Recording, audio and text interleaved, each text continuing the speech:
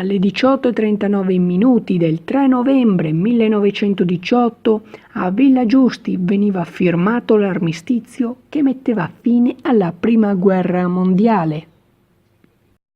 Qui, in questa villa, che venne definita come la più brutta in assoluto, giunse la delegazione austro-ungarica con a capo il generale Weber von Webenau. Dopo diversi giorni di trattative con la delegazione italiana guidato dal generale Pietro Badoglio, si giunse ad una risoluzione. Qui oggi, a distanza di 100 anni, rivivono quei momenti. Sfila la bandiera originale che un alpino issò ad un albero del parco quando arrivò la notizia della firma. Contemporaneamente risuonarono a festa le campane della chiesa della Mandria.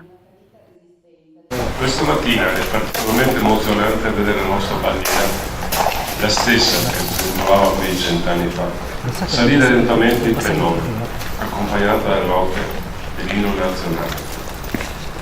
Siamo in un luogo, Villa Giusti, in cui un secolo fa si è fatta la storia. Quella con la S minuscola del nostro paese. L'Italia di oggi è quella che anche per merito di quella firma che alle 19, 18 e 39 del 3 novembre sancì l'armistizio. La chiesa di Mandria alle 18:39 suonarono e ad esse fecero Fisher Channel News, Padova.